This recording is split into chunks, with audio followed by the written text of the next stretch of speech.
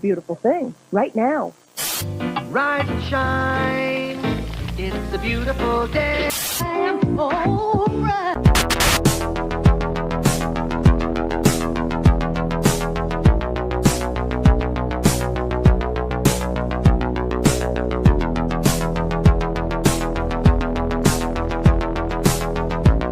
About a third of the building has been blown away. This is the bridge to white lights.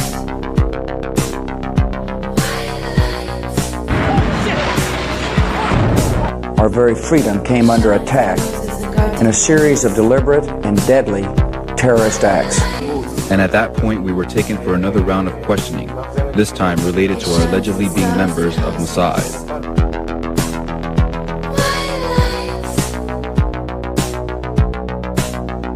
It's crazy evil.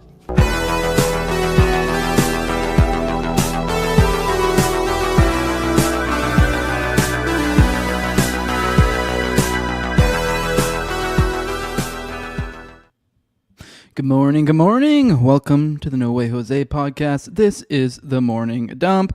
I am your host, Jose Galison. It's a beautiful Tuesday morning, July 22nd. I already got a nice little workout in, got a nice little run. I was a little bit late today, sorry. I had to meet with a dumpster guy. I actually have a dumpster, a big-ass fucking dumpster right in front of my yard, right in front of my garage, because I think I told you guys I've done like a bunch of different house renovation and shit like this, and I know, just having like a big property and a big house and things have accumulated over time, so it's just time to clean some shit out. So got me a dumpster over there, a dumpster for all you dumpers. Okay, that's stupid. That was cheesy. It works well for me, though I am a dad. But yeah, that's why I was a little bit late. I was hoping it wouldn't interfere, but whatever. It was 15 minutes. I just had to meet with a guy, give him some money, make sure he didn't fuck anything up when he dropped it off. But here we are, guys. Let's go through the morning, the perfunctory morning video, and then from there we'll move on. We will, once more the class shows up, we'll move on to other things. We'll move on to our foreign policy, and then get into some of the main topics after that.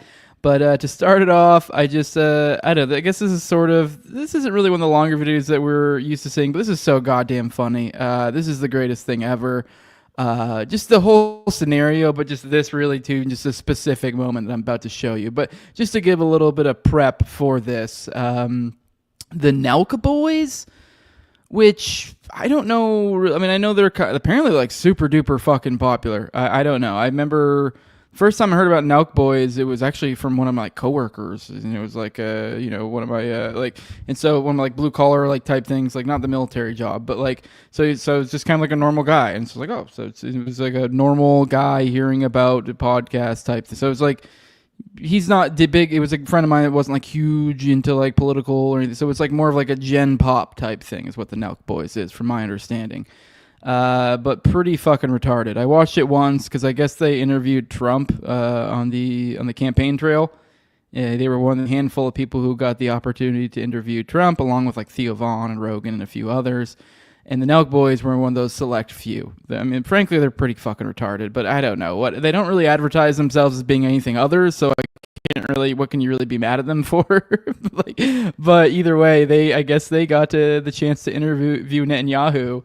And it was just here was a little bit of post-interview commentary, which is frankly like the greatest thing ever. But let's watch this together. It's a good point. Someone said having Netanyahu on is like having modern-day Hitler. No, I saw that. Which is, honestly, guys, I'll be honest. I'm here to... It's a good point. We're here to fucking learn, to be honest, guys. Okay, great saver. Now, I haven't watched this interview, nor do I even know if I really will. I guess if I see enough news churning out of this somehow, I doubt I will. Maybe I will. I remember it was pretty excruciating watching the Trump one. It was watching retards fumble a very important interview. You're like, oh, you could ask really important questions. And you're like, do you like boobs or butt? Which, I mean, don't get me wrong, there's a time and place for all that, too. That's fun. But, yeah. Yeah, they, from my understanding, from the little clips I've seen here and there, apparently they pretty boilerplate. So I haven't seen anything. Maybe there'll be some interesting clips that come out. So, but that is a thing that happened. I just thought it was hilarious that their post interview, them addressing the fans or whatever, they're talking about like, yeah, maybe we did kind of like interview Hitler. So I don't know, great moment in time. Just as a kind of idiocracy is what we're seeing here. I couldn't help but point out. Well, let's say our good mornings. Check in with y'all. Good morning, Andrew Jacobs says good morning, cool and hetero Josh. Don't use my government name. What are you thinking here? This is a cult, and a club, and we use Jose. I'm Big Jose, and you're Little Jose's, or we're going with dumpers now. That's what we're going with. Good morning, Eddie Grimm. Good morning, Tom33. Good morning, Bobo. Good morning, Comment Mama. Good morning, Fire Pixie. Good morning, Mike Mortal. Said work last night, got off at 6, had a dentist appointment at 9, so I stayed up for it and just got home. Been up 24 hours. Man, don't stay up on my account. Watch the replay, dude. Go to sleep, man. Get some sleep. It's okay. Just leave it on. Just put your phone on mute. Just make sure you have an alarm set so you wake up later, but put it on mute. That way I still get the view. I get the algo boost. It's a win-win. This is what you guys should always be doing. Whenever it's 11 o'clock a.m. Eastern on a weekday, even if you aren't available, just like say you're busy, just take a moment, reach into your phone, just go to No Way Jose, preferably I guess on Rumble, but YouTube if you want to, if that's what you use, and just open it. Just leave it on mute. You don't even have to interact. Just get that little algo boost. But yeah, go to sleep, dude. Good morning, Boomer Sooner. Good morning, Hustle Bones. Good morning, Bobo. Good morning, William Miller. Good morning, everybody. Good morning. Oh, did I say William Miller? I think I did. Yep. She says I like dumplings. Ooh, dumplings is fun. She says I'm a Southern woman. I think I've told you I don't know if I'd call myself Southern. I'm like a confused mutt. I'm technically a Yankee. I was born in Maine, and then I moved to Tennessee in high school, and then I moved out of Tennessee. I did a year of, well, not even a year, a semester of college, and then I joined the military after that. And then they shipped me out over to Florida. Well, after all the training in like Texas and whatever. But essentially, I've basically lived in Maine up until like high school. Then I lived in Tennessee in high school and a little bit of college, and then basically my whole adult life in Florida. But I feel Southern. Like I don't know, it feels Southern if that makes sense. So, although I'm technically not. So I'm a confused. I don't have a home. No blood and soil for me.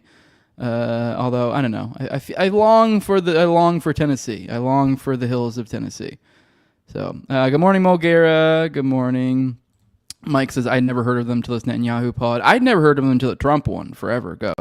But my impression is just that it is kind of like a normie pod, I guess, is maybe a way to put it. And so somehow they're just kind of a big dumb normie pod. They get all these big guests. But they're just kind of I don't even know. Just it's retard shit. Gen Pop Psyop is what Hustle Bones says. That's a good point. Yeah. Good morning, Tower Gang NPC. Good morning, King David. This is Mike Mortal is going to sleep. Good night, Mike. Get some sleep. We'd prefer to have you here, but you need to get some sleep, buddy. Good morning, No Name Rico, or we'll call it No Name. It sounds way more exotic. I like it. Good morning, Doc Tory. All right, guys, let's roll through some foreign policy. See what's going on in the wide world today. We got 25 Western nations condemn Israel for inhumane killing of civilians, demand a Gaza ceasefire. So this is good. I don't know what will come of it, but the foreign ministers from 25 Western nations have released a joint statement condemning Israel for its inhumane killing of civilians in Gaza and demanding an end to the genocidal war. The statement was signed by ministers from the UK, Austria, Belgium, Canada, Denmark, Estonia, Finland, France, Iceland, Ireland, Italy, Japan, Latvia, Lithuania, Luxembourg, the Netherlands, New Zealand, Norway, Poland, Portugal, Slovenia, Spain, Sweden, and Switzerland. The signatories strongly condemned the current aid system in Gaza, aid is in quotes, as well as it should be there, which is run by the U.S.-backed Gaza Humanitarian Foundation and has become a death trap for starving Palestinians, which, by the way, I told you guys yesterday that we have now surpassed 1,000 deaths of people, of aid deaths, of essentially individuals attempting to receive aid who got gunned down by IDF forces or otherwise. The suffering of civilians in Gaza has reached new depths. The Israeli government's aid delivery model is dangerous, fuels instability, and deprives Gazans of human dignity. We condemn the drip feeding of aid and the inhumane killing of civilians, including children, seeking to meet their most basic needs of water and food, the signatory said. It is horrifying that over 800 Palestinians have been killed while seeking aid. That number's over 1,000 now. I'm assuming that probably when they drafted it, it was at 800. The Israeli government's denial of essential humanitarian assistance to the civilian population is unacceptable. Israel must comply with its obligations under international humanitarian law, they added.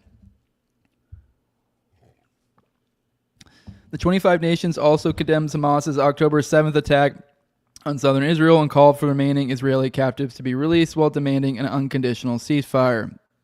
We urge the parties and the international community to unite in a common effort to bring this terrible conflict to an end through an immediate, unconditional, and permanent ceasefire. Further bloodshed serves no purpose. We reaffirm our complete support to the efforts of the U.S., Qatar, and Egypt to achieve this, the 25 nations said.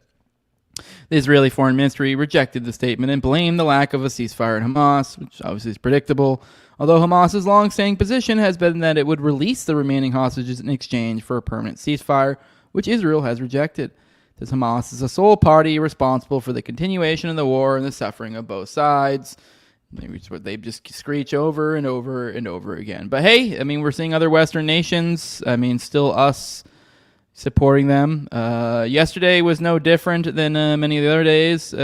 We had 130 people die in Gaza in over the last 24 hours. I mean, it's still pretty high for those who have been the ones paying attention to the numbers like I have. That's still pretty high. I know yesterday we had a really high number. Like that was, I forget the exact number yesterday, but the number yesterday was like, that was just the 8 deaths yesterday, essentially in that ballpark. But that's still a high number to put it in perspective for the daily count. Because I think they were getting down to where, they were, I don't know, it was getting down to like 80, 70, 60-ish of overall for a while there. But no, it seems like they're ramping things back up. So I just want to make sure no one thinks that like, oh, because, this was how high the number was for the 8 deaths yesterday and now this is overall. No, this is actually, for those who recall, this was high like a week or two ago. Like this would have been high. Like the consistent daily count was around like just below 100. Now they're coming back up above 100 again for the daily. It's just that yesterday was significantly worse with the 8 deaths. It was, they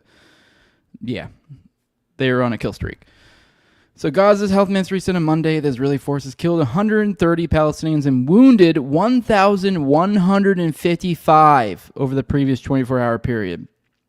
So this is now the wounding numbers seem to be, I'm noticing, picking up like crazy. Now I noticed one thing Dave talked about when I listened to his show, I don't know if it was this morning or the other days, he was saying that the theories that he's heard were like kind of rumors murmuring around as like ideas essentially along the lines of that perhaps they're targeting, certain areas as opposed to like kill shot. Like they're literally, I guess I want to say he said something implying that there were like reports or something along the lines of like that during certain periods they were noting these sorts of wounds were far more prevalent. And also like there's certain periods where there's more wounds than there are deaths. So the idea being people thinking that they're almost like, oh, today we're going for arms or something like that. And just like intentionally wounding people just to add to the chaos. So, but yeah, more people dying every day over there. Sad stuff. What do we else? We got White House. Now this story, I think we should keep focus on the Syria thing. Although ironically, the focus of the Syria thing, I think likely is to take focus off other things. But I think if we focus on that Syria thing from that perspective, you're fine. So we have White House says Trump was caught off guard by Israel's recent Syria airstrikes. Now, there's a couple of reasons. For one, I want to keep our eye on the Syria stuff. But then two, all these sources say bullshit. So I just want to hazard caution. I've seen a few stories like this, and I've actually kind of, I guess maybe somewhat intentionally, maybe not. But those have been stories that I've selected, recently. Those sort of sources say stories because I kind of want to feed into that less. But also at the same time, I do think I should let my audience, you guys, know where the sources say is at type deal. Especially when I see a increasing of the murmuring. It's kind of like almost a balancing act because I feel like if it's when I see onesies, twosies, and especially since I know that I'm like, this is probably bullshit now, and I don't trust sources A anymore. Not that I ever really did, but it's like, I feel like to some extent me even feeding into it even a tiny bit gives it more energy, more legs to run with, essentially. Not that I guess I feel like responsible for these or anything, but it's just almost just to me like not really newsworthy is I guess the idea. Is like I shouldn't really make it newsworthy until it reaches a certain like bubbling of sources say, and I don't know. I've seen a couple. It hasn't been a lot at this point, but it's just the pairing of that with that it's Syria right now. Why I'm bringing it up to you guys. So I just want to make sure you guys aren't getting any impression that I'm buying into any sort of sources say. Now, it could be true. I mean, this is the thing whenever you're dealing with sources from inside the administration. Could be true, could not be. But it's becoming very, very clear, especially after all the Iran stuff, that they have, in a unabashed, like pretty obvious, like transparent borderline way, have been utilizing the press in this way to push narratives. So, and it's seemingly the narrative being, continually being, we don't really like what Israel's doing. Well, then fucking do something. Because it's like, I just don't believe it. I mean, obviously, after the Iran stuff, I just don't believe it. But it's also just kind of like, okay, even if it is true, it's like, cool. Do something. It's like, are you just telling me over and over again what a bitch you are? Like, that's really all you're doing. But let's read this story. White House Press Secretary Karen Leavitt said on Monday that President Trump was caught off guard. Although this one isn't really even a sources say thing. This is actually more direct, but even then it's still more of a positioning thing, I think, of a, what's the word I'm looking for? I think framing. It's like a framing thing, really. You kind of put it as like, oh, Trump's like aghast. Oh, oh my God. When I don't know. Does he care? Maybe, maybe not. I mean, for all I know, he's fully in the know of all of this. There's really no way to know with the duplicitous nature of both the parties here. So, but anyways, we're saying that he was caught off guard by the recent airstrikes in Syria and Israel tank shelling of the Catholic Church in Gaza. He was caught off guard by the bombing in Syria and also the bombing of the Catholic Church in Gaza, Leavitt told reporters. The comments come after several reports that the Trump administration was unhappy with airstrikes in Syria, with one U.S. official telling Axios that Israeli Prime Minister Benjamin Netanyahu was a madman and bombs everything all the time. Now, that was actually one of the sources say that I was telling you about. I think that was from yesterday. I don't think we covered that yesterday because I was just like, I don't know, whatever. Like, cool. So people in the administration are telling me he's a madman? Cool. You guys have been telling me this for like what? I think it's been 3, 4, 5, 6 months, something like that. There's been these murmurs of issues between the Trump and Netanyahu administration. Well, so far as action, I'm not seeing an inch of separation between the two, really. So all this, people are saying, don't fucking care. So that's kind of, I guess, my perspective and why maybe I'm a little bit more jaded to really even kind of, give that even too much oxygen, really. Also on Monday, Tom Barak, the U.S. ambassador to Turkey, who serves as a special envoy to Syria, also criticized Israel's airstrikes on Syria and expressed strong support for the al-Qaeda-linked Syrian government, despite the massacres its forces have committed against Druze civilians during the fighting in southern Syria's Suwadia. Now, Barak told the Associated Press that the killing, the revenge, the massacres on both sides are intolerable, but the current government of Syria, in my opinion, is conducting themselves as best as they can as a nascent government with very few resources to address the multiplicity of issues that arise in trying to bring a diverse society together. Now, my understanding, I think we covered this yesterday, it was something ridiculous. Like, I believe it was in the hundreds of what was supposedly literal executions, like just kind of boom, boom, boom, like kind of face the wall type shit is my understanding. And that was by the HTS forces, supposedly. So it's as I've been expressing, it's like 4 different parties that is a whole clusterfuck. Now, the funny thing, I think, with this story, too, another reason why I really wanted to focus in on this is this component right here. We have... now, there's been this narrative that's been floating around online that I'm seeing a lot, particularly from faggots like this, like Mark Levin. Assad is done. Thank you, Israel. Join us on Levin TV. That is him gloating back in the day from when Assad, the whole toppling of Assad and now the HTS government taking place. But essentially what I'm driving at is everyone's giving us shit. A lot of us anti-war people of like, oh, look what's happening. Everything's going to shit over there. Oh, what, should we not intervene? It's like, well, intervene's what got here in the first place. So like, here's Mark Levin right now. He's like, I just watched a horrific video of a Syrian terrorist cutting the heart out of a Druze civilian as he was alive and defenseless. I'm not going to link it here. It made me sick to my stomach. What's being done to these people is unimaginable. Meanwhile, our envoy Barak denounces the Israelis, who are the only people trying to protect them. Here's Liam McCollum, who's commenting below here. He says, the United States-backed radical Islamists oust Bashar al-Assad in Syria, and when everyone said that would practically or predictably lead to religious minorities being slaughtered, we were told that it was worth it because the Shia crescent was significantly weakened for Israel, which is what Ben Shapiro's take was when this Syria stuff was going down. For those who don't have the memory of a goldfish, you'll recall people like myself and others were saying, oh, this is not going to end well. Whenever all this Assad stuff was going down and all the pro-war people were gloating to some degree or another, but like, oh, Assad's out of here. He's such an evil dictator, which, don't get me wrong, I'm not saying he was the greatest or anything like that, but, compared to what? When you destabilize a region, you destabilize it. And ironically, you seem to decivilize the area as opposed to civilize it. When you destabilize an area, you digress it as opposed to progress it. So, yeah, people get blown away when you do shit like this. For example, even another example is Iran. I know we covered in the show before. Whenever Iran, when we did what we did over there, instead of them coming to their senses and going, oh, you know what, maybe we shouldn't pursue, which they weren't anyways. You know what happened? Well, their political reality have shifted in the ground to where actually they're more anti us now. It's weird how these things work. I don't know. It's just wild. We were all calling this. A long time ago, and here we are. And as Dave DeCamp pointed out here, here's Levin fucking gloating about Assad being out before, and this is exactly what we said back then. And now they're trying to play idiots and go, oh, look at you idiots. Because they're trying to be like, we're denouncing the Israelis or whatever. What are the Israelis doing in this situation? From my understanding, all they've really been doing is lobbing bombs over into their certain area they claim is their area, essentially. Is that helping the situation in any real way? If anything, it seems to be just complicating it. So, also, Israel abducted a director of a hospital. I thought this was kind of crazy.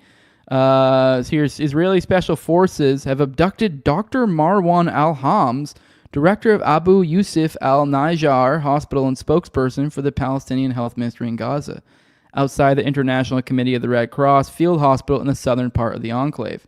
The Palestinian Health Ministry said on Monday that Hams, who also oversees field hospitals in the Gaza Strip, was on his way to visit the ICRC facility in northern Rafah when undercover Israeli soldiers opened fire, killing one person and wounding another civilian before capturing him.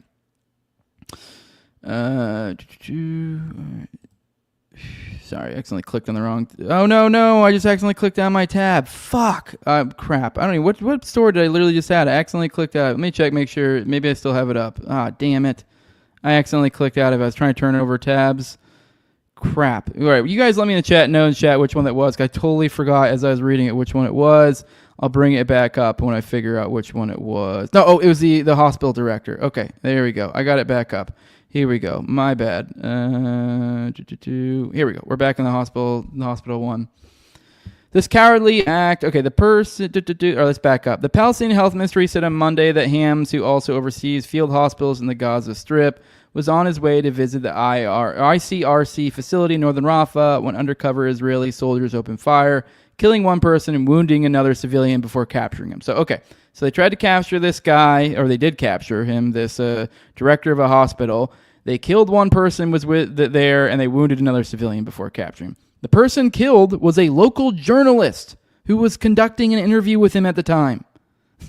So, I mean, I don't know if they have a copy of this interview somewhere. That would be insane. Because they're literally abducting the head of the head of a medical operation, and in the process, they murdered a journalist. I mean, I don't know. What are they going to rape a priest somehow in here too? This is, it's absurd. This cowardly act targeted one of the most prominent humanitarian and medical voices who has conveyed to the world the pain of starving children, the suffering of wounded patients, deprived of medication, and the cries of mothers at hospital gates, the ministry said in a statement. It clearly reflects a deliberate intention to silence the truth and obscure the suffering of an entire people enduring the worst health and humanitarian disasters. An ICRC spokesperson said that they had. I keep wanting to say IRGC because the acronym keeps making me want to say the fucking Iranian forces or whatever. The IRGC, the ICRC spokesperson. So I keep stumbling over that. Said they had admitted and treated patients wounded in the incident and said it was very concerned about the safety and security around the field hospital. So yeah, I just thought that was wild that they literally kidnapped a hospital director. I mean, I don't know if I think this just happened, so maybe we'll find out more of like if they have demands or are they just going to torture him? Because I mean, they have their unabashed to fucking essentially torture prisons that we've seen throughout the course of this. So that's probably where he's at now.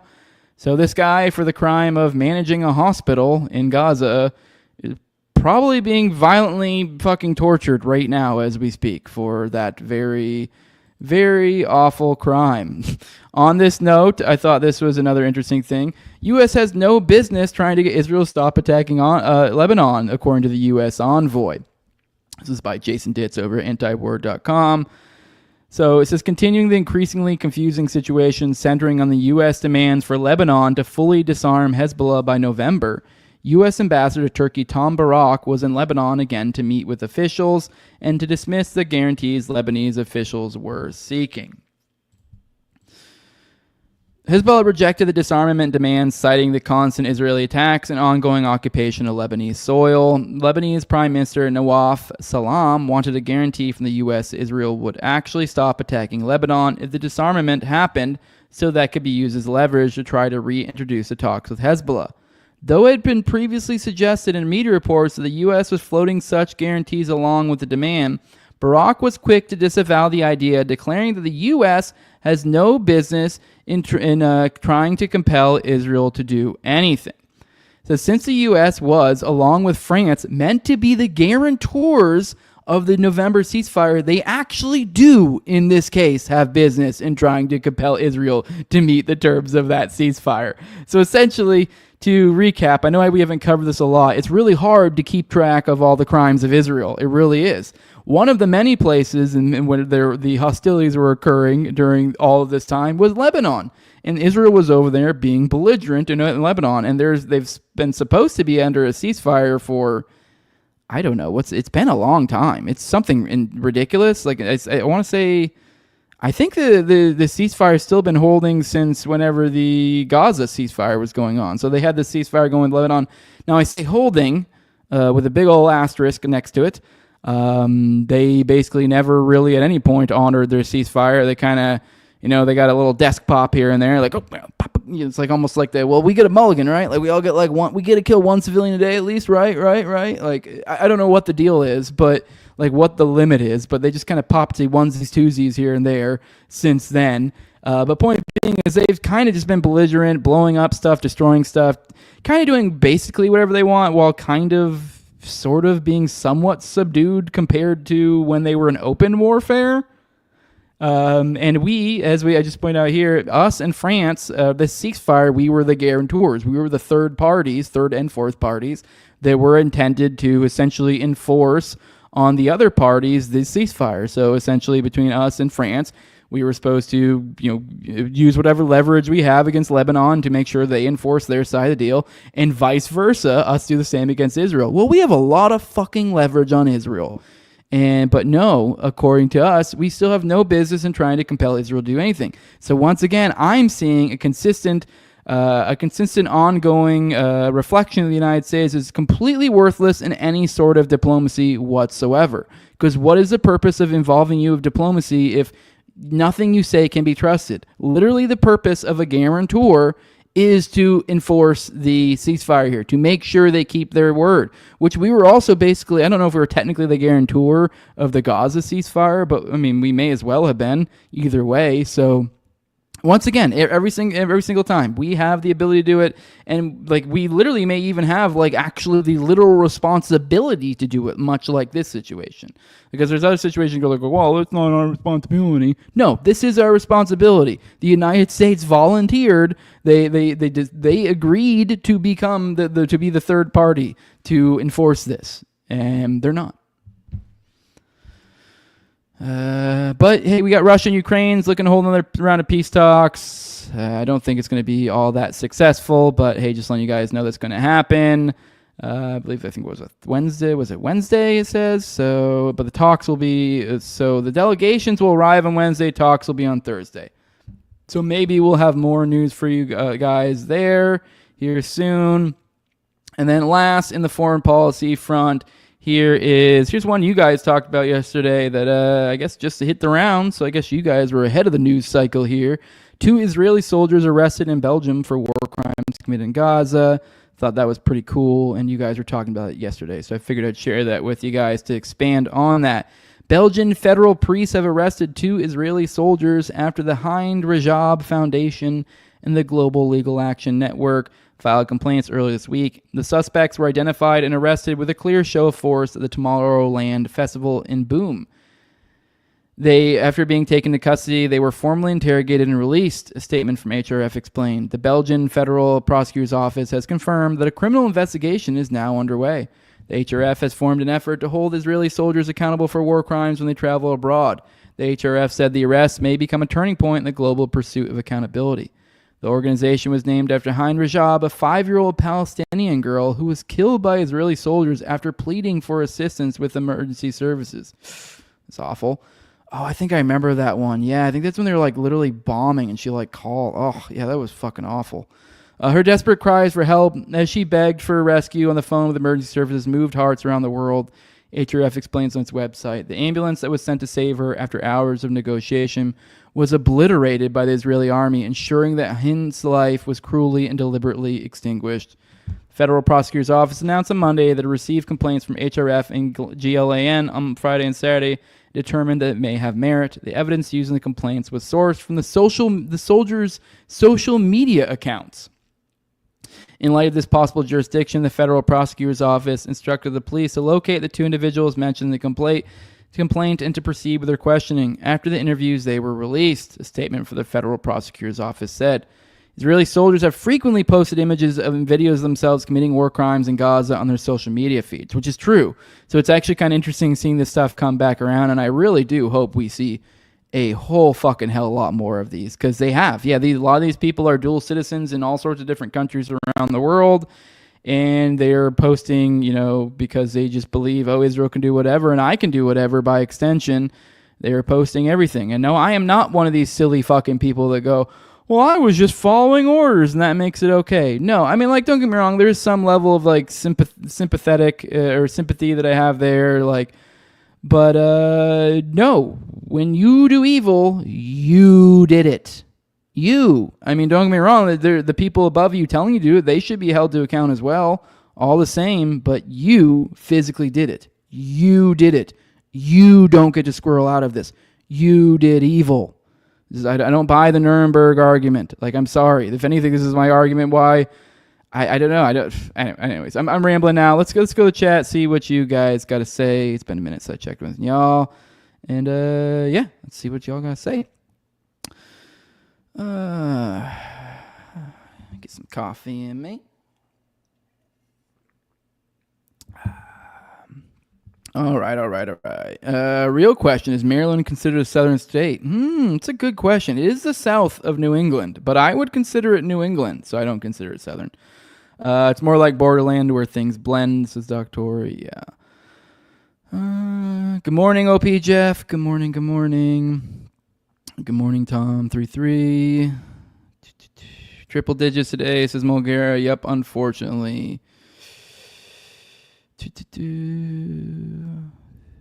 What did Dave say about Trump against at Hustle Bones? The most impotent bitch of a leader. Yep, that tracks 100%. Yep. Good morning, Nevsky. Good morning. Dr. Roy says no video link. I don't believe you. Also don't care about Syria more than I don't care about Israel. Yeah, exactly. I agree too. But it's like it's whatever. So far as foreign policy stuff, it's relevant, and that's what they're going to be trying to talk about. And it looks like they're going to try. It seems like they were going to try to have some sort of mini, victory dance. Like, oh look, we're so right, and now we gotta. And I don't think that's flying either. So good morning, Tony Chin. It says 7 nations in 7 years. What General Wesley Clark quote? Yeah, that's what it is. 7 nations, 7 years. Destabilizing country and installing head-chopping Al-Qaeda maniacs leads to horrific shit. I'm shocked, truly. Good morning, Mega Nerd. Good morning. Good morning, Bug Fights. Good morning, Northside. Says, how come Israeli torture is always gay stuff? Yeah, unfortunately, that a medical director is probably getting sodomized right now, unfortunately. So then Morgera says that homo Will Chamberlain is unironically defending Trump, endorsing Lindsey Graham, and attacking Massie because he is part of the team. Yeah, it's pretty sad seeing these people that go, oh, part of the team. He's a midwit bootlicker, says Doctori, for sure. Let me see. Good morning, Michael. It says, if you haven't noticed, America and Israel are one and the same. May as well be. Tony Chin says, didn't the Tomorrowland Festival fully burn down? Well, that'd be nuts if that was also associated with this. If that was a festival that burnt down and those guys got arrested for war crimes.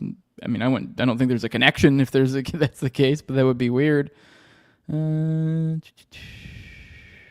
me see what else. All right, I think we might be all caught up. All right, let's get into the latest. This one's pretty interesting. I caught the podcast on this yesterday. I haven't read the article yet, but this is particularly interesting. Thomas Crooks had high-ranking military officials in his family, including an Obama nominee. So this is by Ken, obviously. So here's this goofy fuck. So he says, Ken Silva, headline USA, the public still doesn't know much about Thomas Crooks, the 20-year-old man who's said to have nearly assassinated Donald Trump at his July 13th, 2024 campaign rally in Butler, Pennsylvania. However, a new podcast, The Panic in Bethel Park, delves deep into the history of Crooks' family, revealing that the gunman had family members who were high-ranking military officials. So here it is, Commendable Commotion. I looked it up last night. Good podcast, really interesting. I mean, there's the way he went about making this was clearly, like, you could tell, painstaking, like how much time, because he literally went through, and it wasn't really so much a podcast like in how I do, where I get like a guest or maybe do a solo thing like this. No, like he got essentially, I guess, recordings or something, or I don't know how exactly he did it, from a whole score of people. Mainly Ken, and then I think Ken's former editor, and then some other people, just kind of, and essentially kind of fleshing out the story in kind of like a documentary style almost. Not quite. I mean, there's no video associated with it. It's audio only. But, I recommend it. I thought it was a good, well done, well put together. I mean, especially on the production side. But so far as information, it's really something. So there's a lot of information in there if you are someone who's looking to find out more about the Thomas Crooks story, because he did a good job of compiling a lot of this stuff together, and then did it in an enjoyable way where you didn't even really realize, I think, that it was even really like a deep level research. Like, you didn't realize the shit that's getting dropped on you is stuff that you're like, wait, I don't feel like I've ever fucking heard that before or this before. And this is saying it as someone who's looked into it quite a bit. I mean, I'm by no means like an expert or anything. So it's like a lot of information. I'm like, how the fuck did I miss that? So pretty good. Obviously, I don't think like I don't even know if he. Maybe I have to get. Maybe I should get him on or something, because I don't think any of this was technically original research, but it was original in the sense that he strung it together and kind of weaved it together in a way that I don't think I've seen people, like, a lot of information hadn't been connected in certain ways. So I know I recommend it. I think maybe I should actually reach out to this guy and talk to him. I'd like to hear, because he's going to do more, and he already got quite a bit of information in the first one, which we're going to go over some of it. So I don't know if it'll go over all of that. But it's already been widely reported that Crooks' maternal grandfather was John Frizzy, who was an engineer for the state of Pennsylvania after serving for the U.S. Army in Vietnam. What the Panic in Bethel Park revealed is that Crooks' uncle on his mother's side, James Frizzy, is a neurosurgeon and an active lieutenant colonel in the Army. Actually, now that I think about it, I think some of this is actually also original research, too, because I think he actually interviewed some of the, like on the ground people in the area or something. I don't know exactly. Like once again, this would be something I'm talking about. It was well done, like really good. So actually, it might be some like original research in there too. So, but point being is like you almost don't even realize it because of the way that's done. It just feels kind of like a, I don't know, like a kind of a day to day, like, and then you're almost like following like a day in Ken Silva in there. It's kind of weird. And then, but like through it, you're actually getting, I don't mean weird in a bad way. I recommend it. It's interesting. But anyway, so yeah, what it revealed is that James Frizzy, his uncle on the mother's side, James Frizzy, is a neurosurgeon and active lieutenant colonel in the Army. During the war in Iraq in the 2000, Crook's uncle, Dr. James Frizzy, served in Baghdad's busiest military hospital, Ibn Sina. One of his specialties was treating soldiers and evacuees who suffered head trauma, performing neurosurgical operations on them. Some of the evacuees included Iraqi children. The Panic in Bethel Park, which includes a bibliography of sources in its show notes. In 2010, Dr. Frizzy was successfully nominated by then President Barack Obama to be made a lieutenant colonel in the Army Medical Corps. Now, if I recall correctly, before anyone jumps to any conclusions in that, when I think maybe it might be when it says it was nominated by Barack Obama, like I think he was already like probably a major, is what it sounds. I think he was already in the military. So, because it sounds weird, that sentence. Like, I think if you don't like understand some things, you hear that and you go, wait, are you saying that like he maybe deputize him into the military, or that for some reason Barack Obama specifically had some role in his promotion from one rank to another or something like that? I could see how some people would interpret it in maybe one of those ways. The way I think is perhaps what it means is like, I think it may be even at certain ranks, perhaps even the officers. I don't know. Maybe if I went back and like looked at, even if I have some saved, some of my promotion paperwork, maybe even for like enlisted ranks, it might do this. But there's so many like paperwork and promotion and awards and this and that you would get that would always be like, by the decree of Donald J. Trump, the 40 whatever, with all its official honorifics and blah blah blah blah blah blah. And did Trump really fucking actually do that? No. What it means is that it's by his power, and it's delegated and delegated and delegated and delegated. It's the same thing too, even if you're in the military at a local, like at the low level, you'll read all these different things too. If you're trying to read like rules and what you're allowed to do and not do, whatever, they'll always refer to like your commander as like the authority on this, the authority on that, the authority. Well, you don't realize a lot of times these things are delegated, and so it'll say by the authority of the da ba da ba da ba da, and you're like, no, that's just fucking that's fucking Tech Sergeant Bob over there. That's who really did it. So I don't know. I was just thinking maybe that's what it meant before anyone jumped to any sort of spooky conclusions. Perhaps maybe it just meant on the paperwork, by my authority or whatever, something like that. I highly doubt Barack Obama somehow had some specific role in his actual promotion.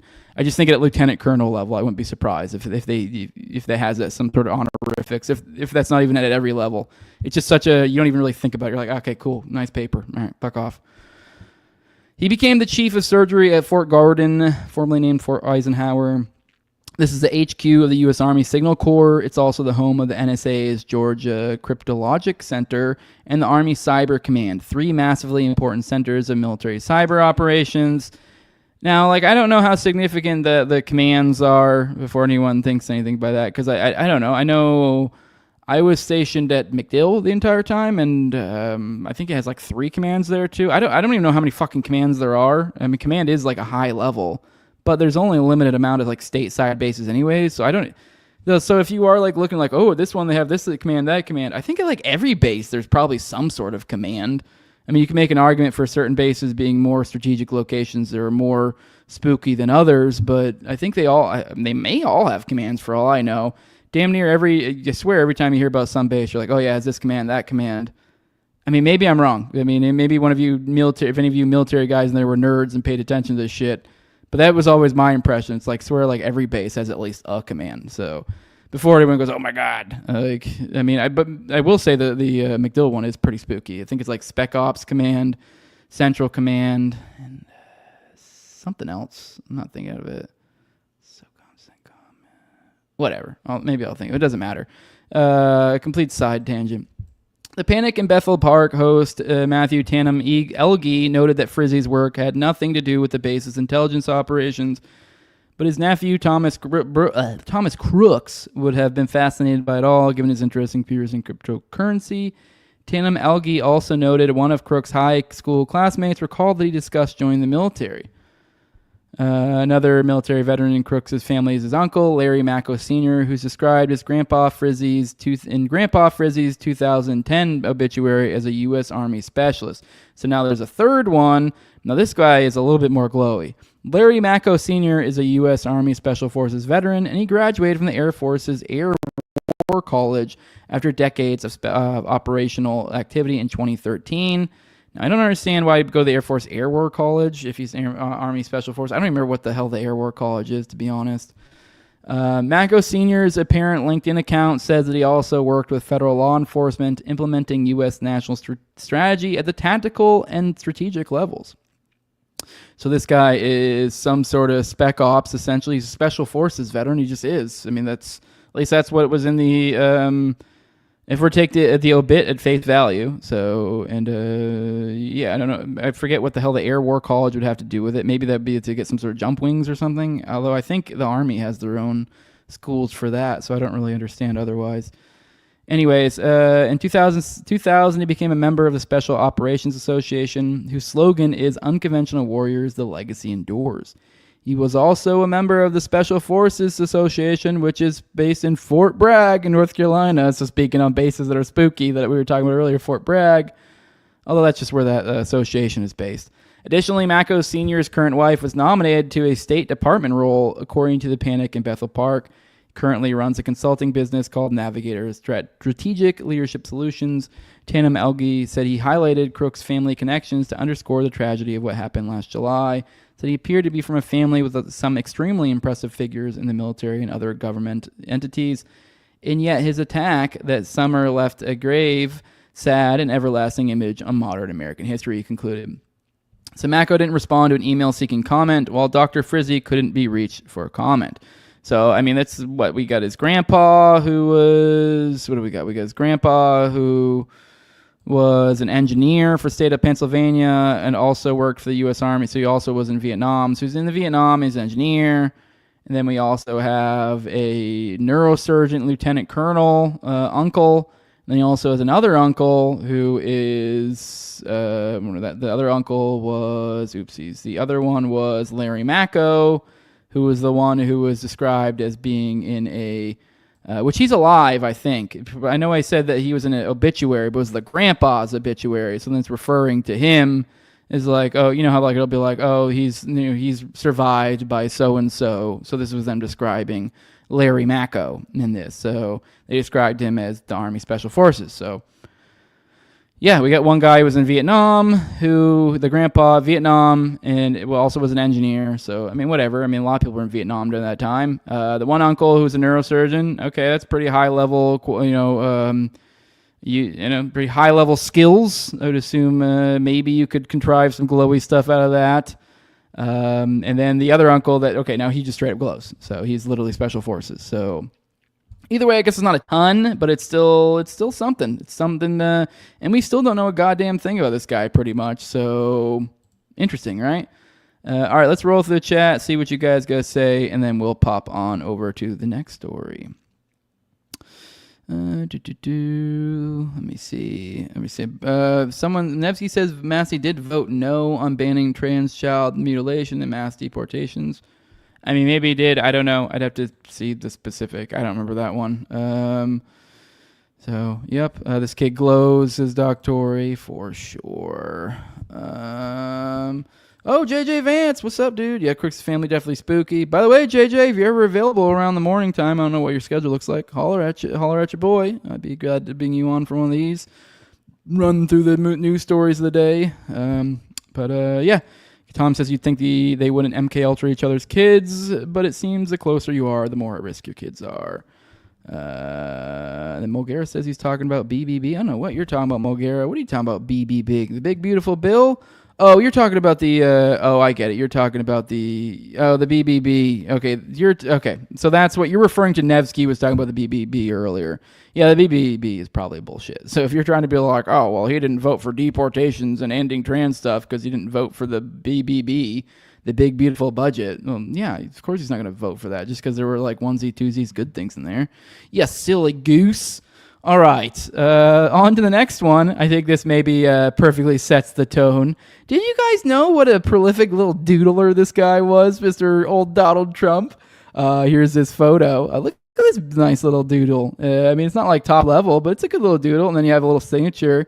Man, I wonder if we're ever going to get that other doodle he did, that old Wall Street Journal doodle. Be nice if we got that doodle. They never released that doodle. I wonder if that signature right here would match up to that pubic hair signature in the other one. So, but this guy said he didn't like the doodle, didn't he? Didn't he say something about he never wrote a picture in his life? Isn't that what he said?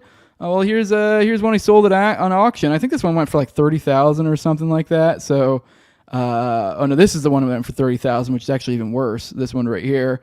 So yeah, there's actually I'm scrolling through the comments. Oh, here's more Trump doodles. So apparently it's a thing.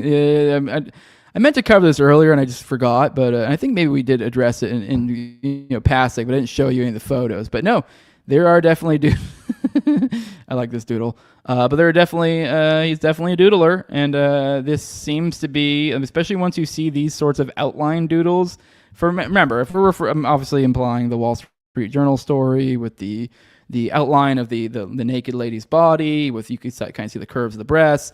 Well, I mean, if imagining what they're picturing, because it sounds like they're talking about like an outline sketch, that kind of matches up with this. And I don't think this guy was like some high level artist. I think what he probably did is he probably had a few little doodles he did, and he was fairly decent at them. He had a semi-decent. This isn't even really that good. And he could do a little skyline, put his thing on it.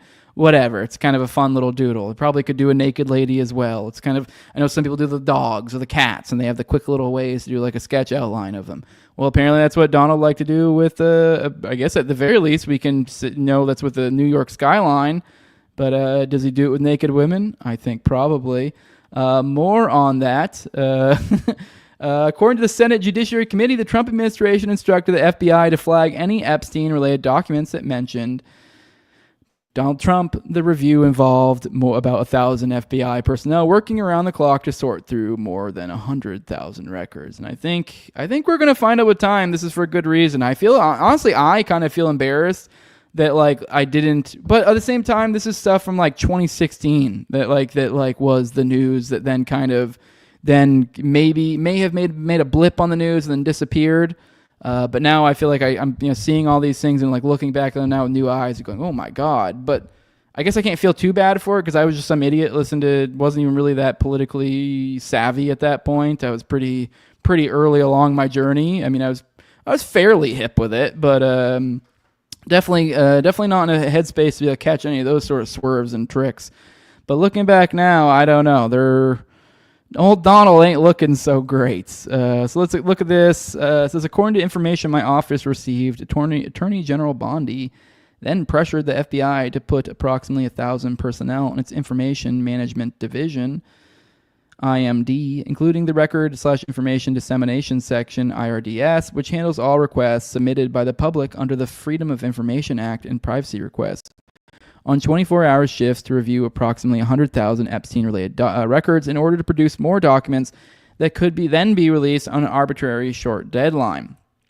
This effort, which reportedly took place from March 14th to the end of March, was haphazardly supplemented by hundreds of FBI New York field office personnel, many of whom lack expertise to identify statutorily protected information regarding child abuse or child victims and child witnesses or properly handle FOIA requests. My office was told that these personnel were instructed to flag any records in which President Trump was mentioned.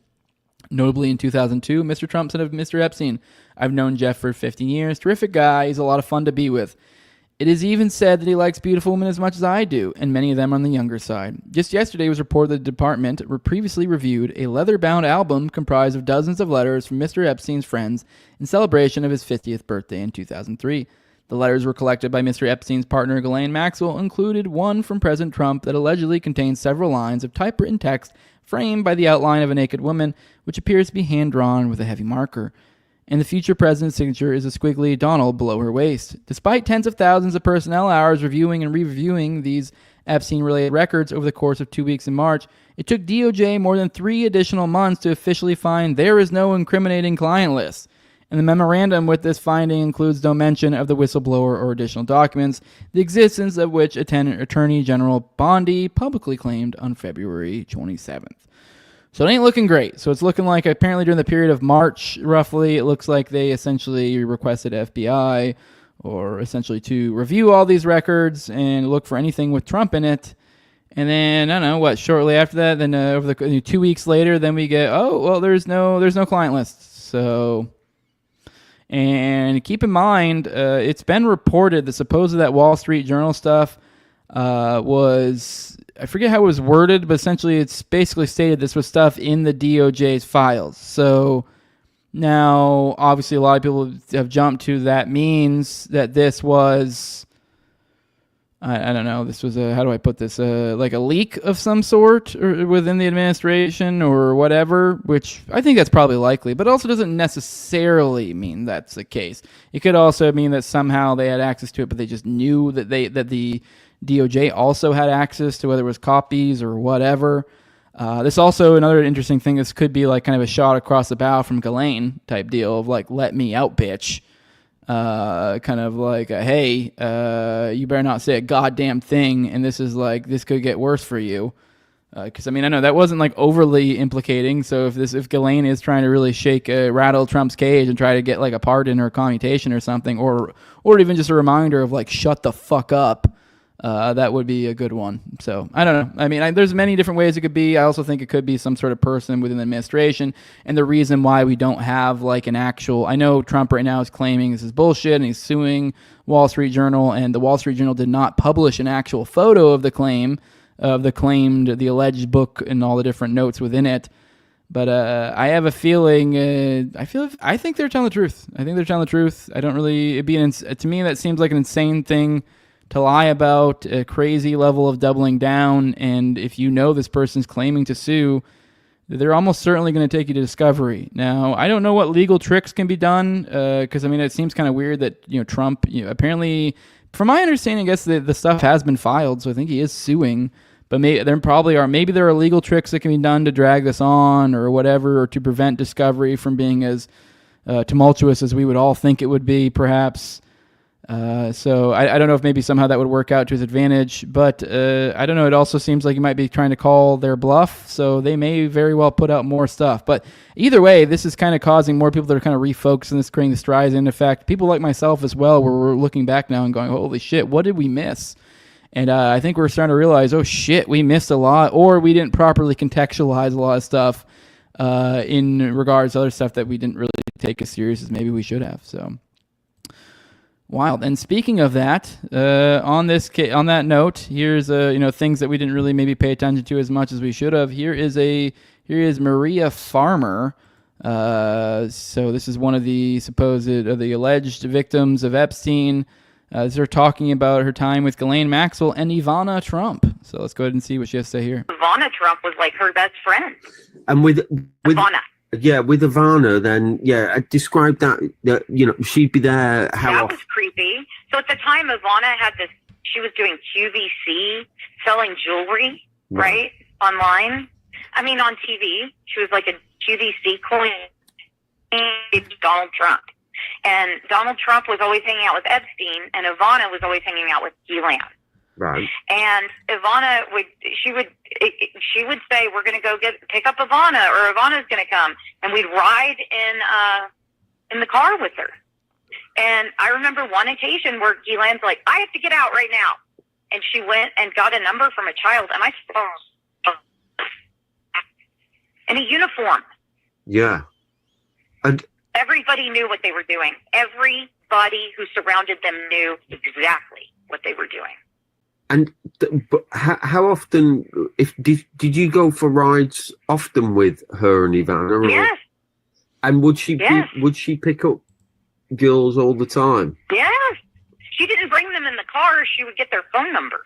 Right. But she would drive by schools. Right. So as they got out. So would she? Yeah. And what's Ivana doing at this point? What? Sitting in the car. And I'll never forget. forget because they went one day. I was really weirded out by what had happened. I was really weirded out. So I'm sorry, my phone's beeping in. Just give it a second. But anyway, I've got to go in a second. But I just wanted to tell you, I was weirded out when they were driving around with this. So Gilanda shut me up, gave me one of those cheap bracelets Ivana was selling on QVC, and said, Ivana wants you to have this. And I threw it in the garbage. All right, so that's Maria Farmer. Here's more from her. Maria Farmer as well. Let's watch this. This is, I think, from the other day, actually. So, Maria, when you talk about the closeness of the relationship, when you were working for Epstein, you say that he was present very regularly. How close were they, as far as you were able to tell? Well, like Epstein said, he inherited him in the divorce. You know, he said, basically, you're going to see us together all the time. We're fixtures because in the divorce, I inherited Trump and Ghislaine inherited Ivana. So he said, you're not going to see him at the house the way you see Ivana, and you're not going to see her at the offices the way you see Trump. And, you know, it was just, it was a known thing, like among the staff and everyone, that they were best friends. And Epstein bragged about it. And I gave up 30 years to report this. And it's a very serious thing to fight the government. You know, it's been unbelievable. I've been fighting 2 cancers because of it. All right, well, there's her claims on that it was to such a degree that like when essentially Ivana and Trump divorced, it was almost as if they they kind of took on separate people, which kind of the ongoing joke of like couples, friends, and divorces. So yeah, wild stuff. I thought this was interesting too. I was looking in the comments. Here's apparently now. Apparently she used to be, or Ivana, I guess her husband or fiance. I mean, I don't know if it's currently anymore. But God, she's fucking so gross. I mean, whatever. This is what happens when you don't age gracefully. I mean, like literally, like look at her. Like she's got like 2 different shaped and sized tits. Like it's gross. But anyways, but I just thought it was interesting that her, she's, I guess, got a fiance who's like a Russian oligarch. Here's a photo with her and oops, I didn't mean to do that. Here's a photo of her with Naomi Campbell, which I know a lot of people have. I'm like, what is going on here? Something's going on. There we go. Sorry, I clicked on something. I kept like messing with this. What is going on? I keep clicking and it's, why is it doing that? That's so weird. All right, well, I don't know what I did, but now instead of when I do the little scrolly thing, it zooms now instead of moving me up and down. I don't like that. I really hate that. What the hell just happened? Stop it. Stop doing that. What the fuck? Okay, sorry. I'm having technical issues. Hopefully it stops doing that. That's weird. I'm totally going to do that a couple other times. I'm so used to scroll up and down, and now I don't know how to do it. Anyway, sorry for my technical issues. Here is another one, and this is damn it, I did it again. Now I got to click and drag. This is annoying. Anyways, here's another one, another post on the weirdness surrounding this group. This is a lady. She says Lindsay. Now, obviously, I don't know how legit this is. I mean, this is just kind of one of those generic accounts. Has a bunch of followers and follows a bunch of people. This went viral, but we do see in here the old, hey, Grok, is this true? So we'll look through that and see if Grok can back some of these claims up. But we have here's Melania when Zampoli first brought her to New York City. This is the apartment in Union Square where he set her up and her photographer roommate, Matthew Arabian. Melania knew Epstein before she knew Trump. This is Paolo Zampoli, her former escort agent and good friend of Epstein and Trump. He's the one who took Melania to Ghislaine's party where she met Trump. He's also the one who secured her Einstein visa. I don't know if she meant Epstein. I don't know what the hell that's supposed to mean. Zampoli came from a wealthy Milanese family, took over his father's toy company, and sold it to the notorious billionaire Silvio Berlusconi, who went on to become prime minister. His other good friend and buddy, John Casablancas, told him to come to New York City and work in the modeling biz. Now, John Casablancas, we've talked about quite a bit recently. He's some of the stuff that's resurfaced, like the Look of the Year thing, and then also his John Casablancas modeling agency and all the weird claims of untoward sexual stuff. There's also that with Trump modeling, which we'll probably get into in a future episode this week. Yeah, because I mean, the more I'm digging into this, the more I'm like, holy shit, and I kind of want to, I don't know, dig through this with you guys. It says it says here, I did just change the settings on this, having lots of outsiders. All right, whatever. That's her just saying that she changed it. Oh, damn it. God, what is going on? Sorry, I'm boomering it up. So then here we go. Here's a picture of the Zampoli guy, and then this is a younger Melania, which, I don't know. Sometimes I think a picture says 1,000 words, and this is no exception. I don't even really need to tell you what this looks like. I think everyone can just see it for themselves. Physiognomy says a lot. And then also, look in her eyes. I don't know. It's kind of the whole predator-prey distinction that we're seeing here. God, it's creepy, actually. It's like just staring you in the eye. Just look at it, just those dead eyes of Melania and those predator eyes of that fucking creep on the left. Anyways, we got here, Croc, is this true? And then here we go, to back this up, based on verified sources. What is going on? Now it's like all right, now it's like I can't click on links. What is... Something's up with my computer. Make sure nothing's going... All right, I can't... What the fuck is going on? Now I can't open links. All right, whatever. Here's... well, actually, now it opens in a separate thing. Whatever. My computer... I don't know what the fuck I clicked on or did or whatever, but things are being screwy now. Anyways, I guess every time I click, it opens in a new fucking tab now. All right, whatever. It says, based on verified sources, Zampoli was Melania's modeling agency who brought her to New York City in 1996 and introduced her to Trump at his 1998 party, not Ghislaine's. He sponsored her H-1B visa. Her EB-1 was based on modeling merits. So I guess that's what they call an Einstein. I don't know what the fuck. No evidence she knew Epstein before Trump. That's unsubstantiated. So the claim the lady made about Melania knowing Epstein, unsubstantiated, but the Zampoli figure that we just saw here was a modeling agency, and the roommate was photographer Matthew Atanian, not Arabian, and then Zampoli's background matches. The Milan family sold toy firm to Berlusconi and advised by Casablanca. So there's a mix of facts and inaccuracies here, but either way, it is interesting. Oh my God. And then holy shit, it gets even worse. In early 2025, President Trump appointed Paolo Zampoli as special envoy to Italy with a focus on strengthening economic and geopolitical ties. This is confirmed by sources like We the Italians Defense News. Oh my God. Holy shit, dude. The gift that keeps on giving. Man. That's wild. I didn't even know about the special envoy to Italy. So he literally appointed this guy. This is the... Wow. Actually, by the way, that's not the... I messed up. The photo here, that is not the Zampoli guy. That's the Matthew Atanian. So this is her roommate, which, I don't know, let's be real. This looks like the guy that's part of the trafficking network where you just put the girls in, like, okay, he's the one who watches them. He's kind of part of a node of the network. Let's be real. That looks like a predator. I don't even really need an argument. I mean, I guess that's mean. I mean, maybe there's people that look like that out there that aren't, but Jesus Christ. All right. Okie dokie. Let's pop into what else we got. All right. One more on this. Dang it. I keep doing the scrolly thing. I'm going to have to figure out what the hell is going on with this later. All right. Let me pop back into the chat, see what you guys got to say. All right. Let me see. All right. Now I can't even scroll through the chat. I got to click it down each time. This is really annoying. Let me see what you guys gonna say. Check into the chats.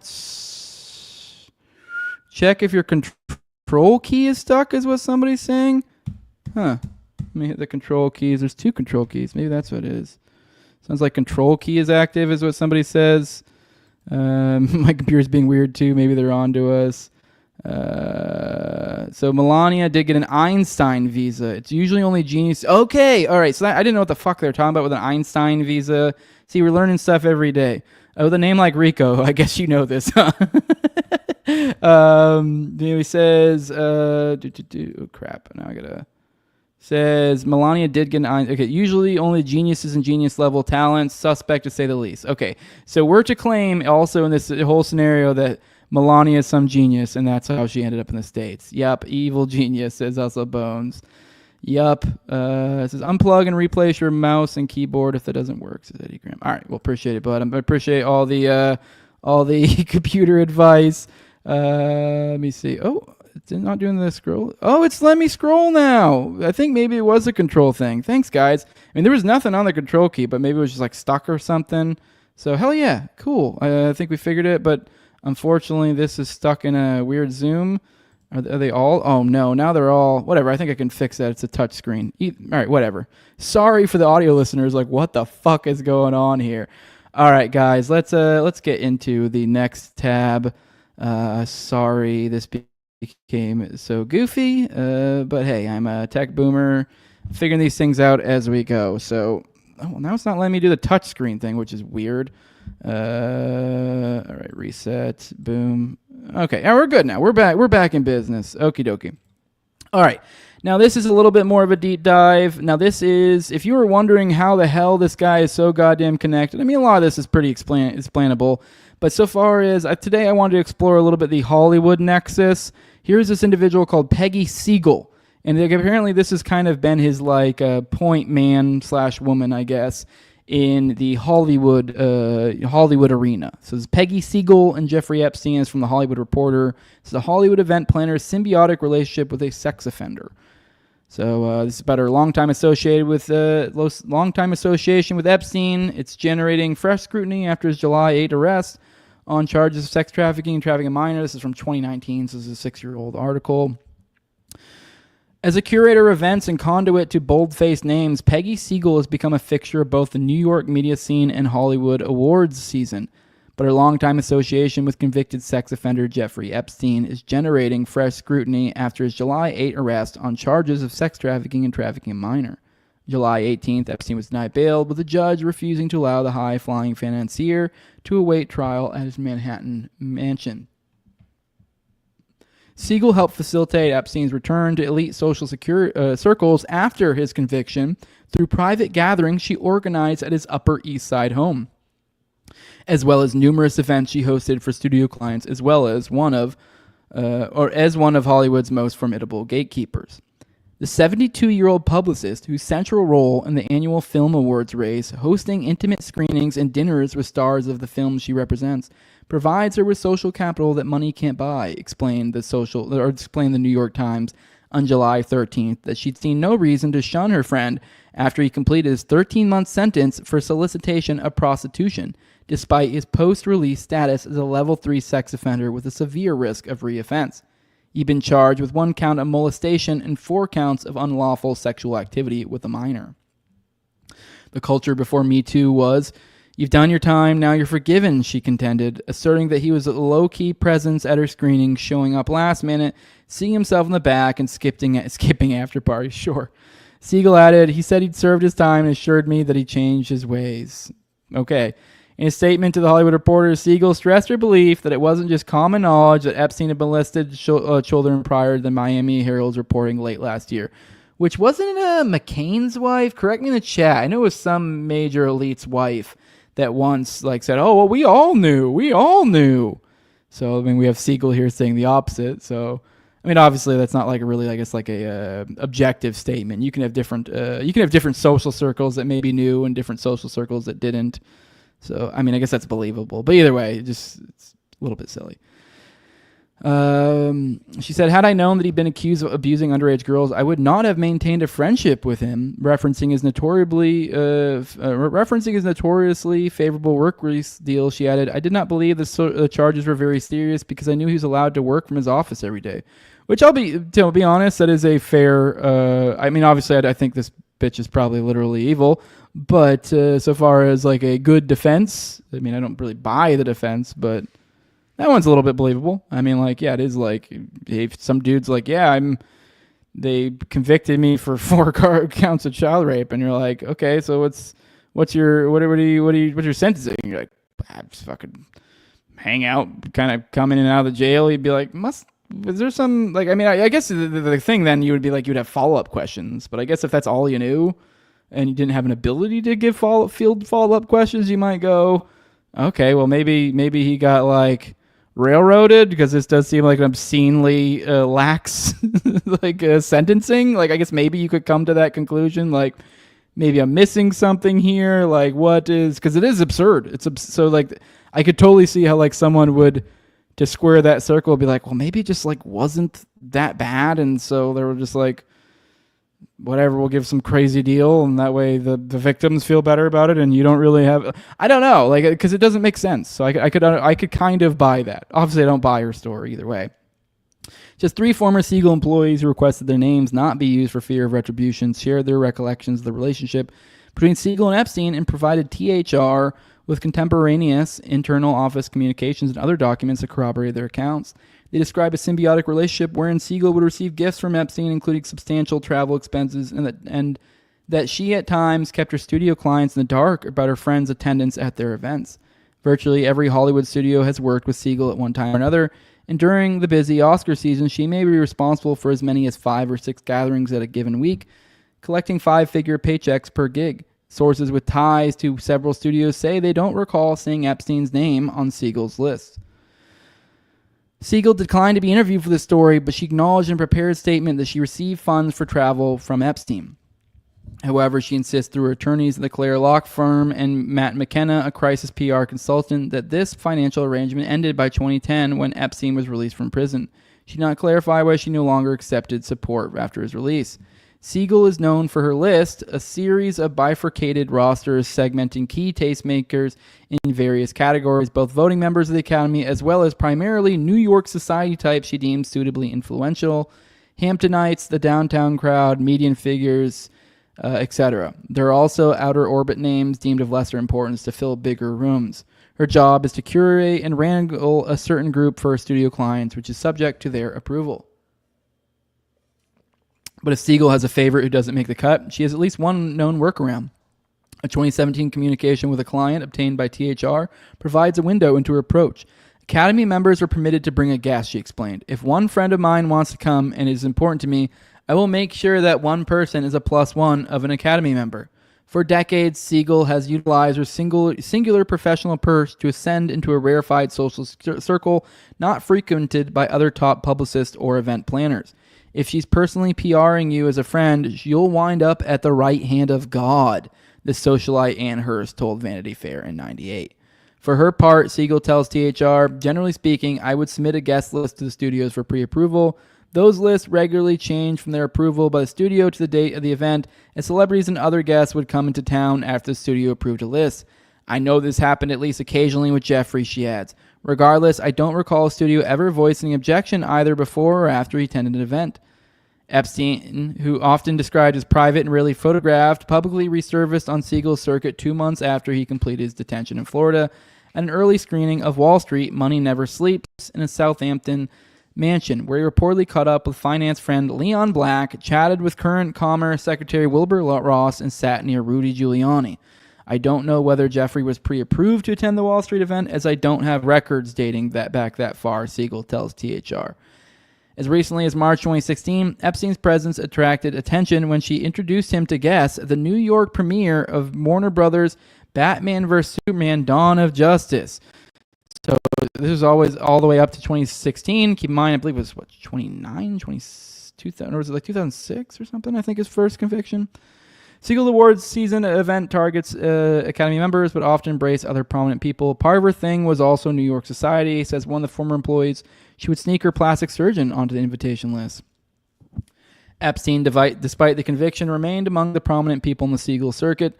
He was always calling her and trying to hang out with her, another former staff explains. He wanted to go to every party, adds a third. When he was in town, she made a point of inviting him to things, noting that when he wasn't, including during his house arrest in Palm Beach. Peggy would send him screeners and keep him in the loop. Peggy was his connection to the entertainment world. So it sounds like even during his house arrest is what they're saying, they were hooking him up. So as part of their duties, some of Siegel's employees were tasked with being on her calls and reviewing her emails. In the past decade, some also communicated with each other during the workday via GChat, memorializing in real-time interactions with Epstein. One ex-employee shared with THR screenshots of a chat with a colleague from July 2010 in which his staffer overheard Siegel talking on the phone with Epstein. Oh my fucking God, Jeffrey Epstein, the employee typed to her colleague. she's like, "You're not dating one, right?" And he's like, "Well, I am, but she's very young." And she's like, "Stop." Another employee believes Siegel, who primarily employs young women, was aware of Epstein as an ongoing risk. She said to me, this person asserts, "Make sure you stay away from Jeffrey at that upcoming firm-hosted party." All right, is that the end of it? All right, well, I guess that's the end of it. I figured there'd be more to it, but that was his window into the elite. Was this broad? This let me see, this chick right here. Let me see if I can find photos of her, because I feel like the photo is really, she's kind of, I mean, this bitch is like in her 70s. Like, look at her. So this is for those who want to look, kind of get a physiognomy here. That's what we're looking at here. So, all right, let's check in the chat, see what you guys got to say. Been a minute. So, all right. All right. Johnson outright said he was doing this because we're not going to play political games with Epstein. Oh, you said you sent me a DM with a video. Give me a second. I'll actually bring it right up. I was, let me see. I might actually have right here Andrew McCabe. This is the next thing I was actually going to play. Here's Andrew McCabe, his thoughts on the Epstein files. There isn't actually any public right to be able to see into sensitive FBI files, right? You can file a FOIA request, but there are something like 9 different exceptions to FOIA, and some of them are, sensitive material, investigative material, needed in a prosecution, things like that. So this is uncommon for people to be screaming for information from an investigative file. There isn't actually. All right, I got the other one lined up. Appreciate it, bud. Here we go. I guess this just happened. This was about an hour. This is, I guess, like right after I started. So thanks for looking out. This is why I got you guys, my eyes and ears. So this is fairly breaking. So I guess it was a couple hours ago. This is Mike Johnson on canceling Congress until September, which I have a tab on that we're going to cover in a minute.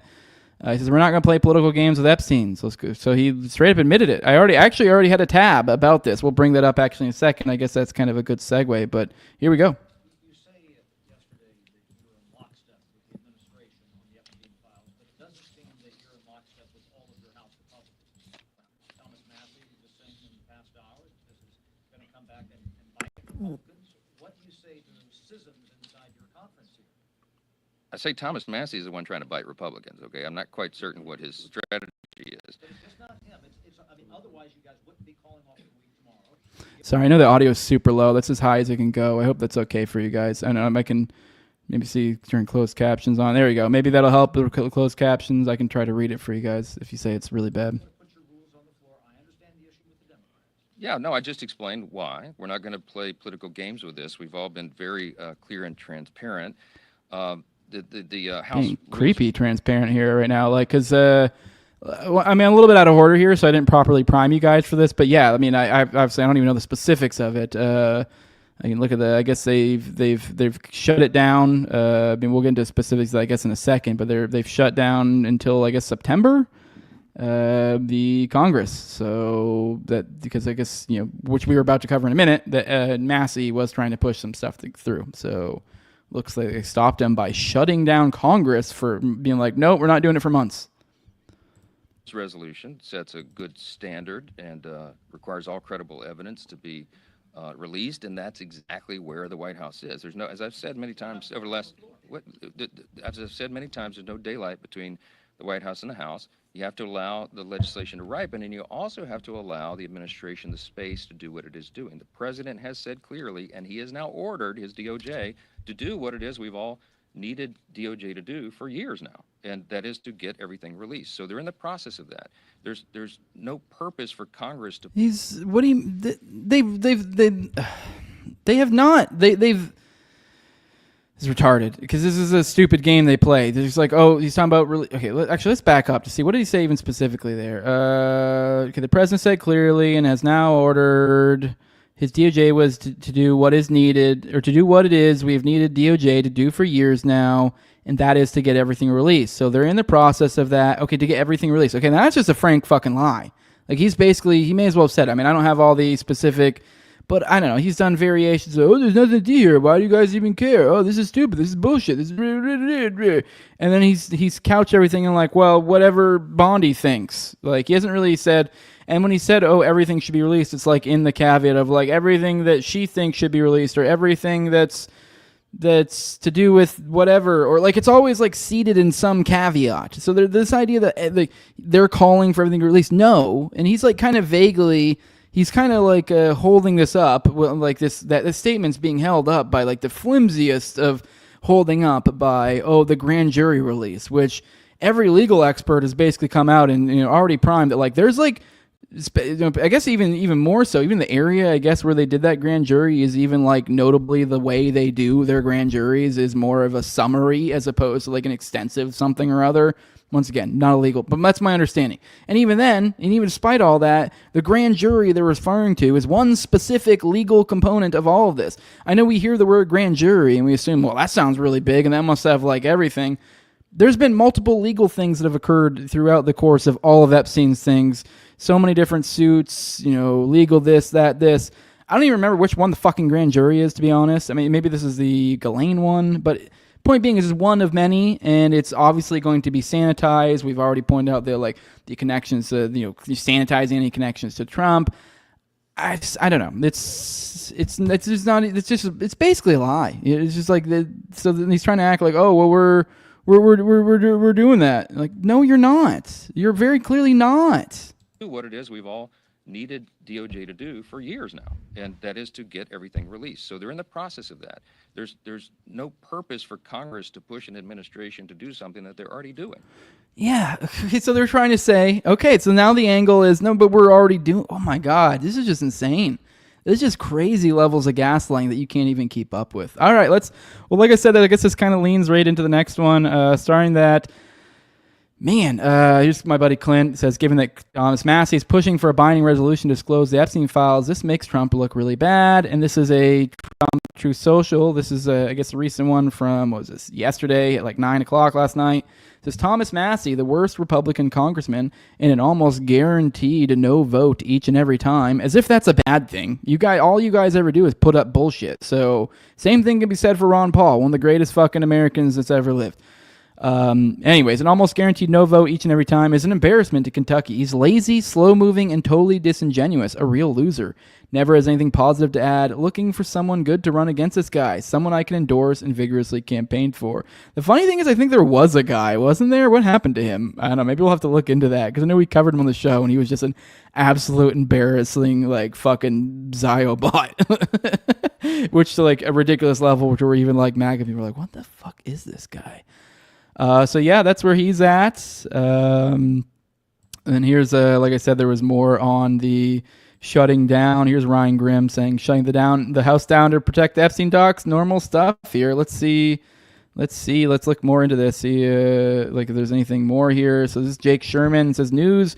Ralph Norman, hardline conservative on the House Rules Committee, says the panel will not report a rule this week for bills effectively shutting down the House floor.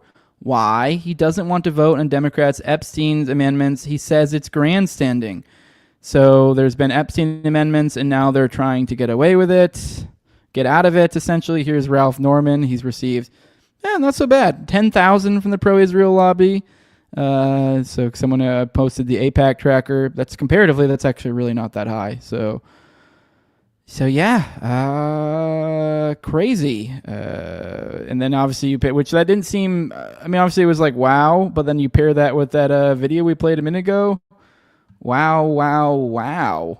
Here's more from Massie saying release phase 2 of the Epstein files. Just some photos of him. He did the clever thing, made the binder saying phase 2. I don't know. I think maybe they're just really embarrassing themselves this bad. Let's look at this too. It even shows he even has a co-sponsor, Representative Massie's resolution, House Resolution 581, Epstein Files Transparency Act. I think we read this the other day though, actually, didn't we? So yeah, we did read this the other day. So he's got these little, in his binders, these little cards with the co-sponsors and everything. So, and he's kind of rubbing their face. Let's be real. We all know the joke here. The phase 2 Obviously, phase 1 implies phase 2. Let's hear Thomas Massie himself, see what he has to say about it. I was wondering, with the paralysis in the Rules Committee, it seems like they're not going to be meeting again today because of Epstein amendments. Have you chatted with anybody about that at this point? Well, it wouldn't really matter. Their Epstein bill resolution is non-binding, so it's kind of fake. The resolution that I have co-sponsored with Ro Khanna would actually bring up legislation that would be binding on the president. Is your understanding that that will ripen the day after lawmakers get back from August recess? Yeah, unfortunately, we have 6 days and we needed 7 days for the discharge petition to ripen before we could bring this up before the August recess. So we'll have to bring it up after the August recess. But the good news is the Speaker has no interest in keeping us here one extra day.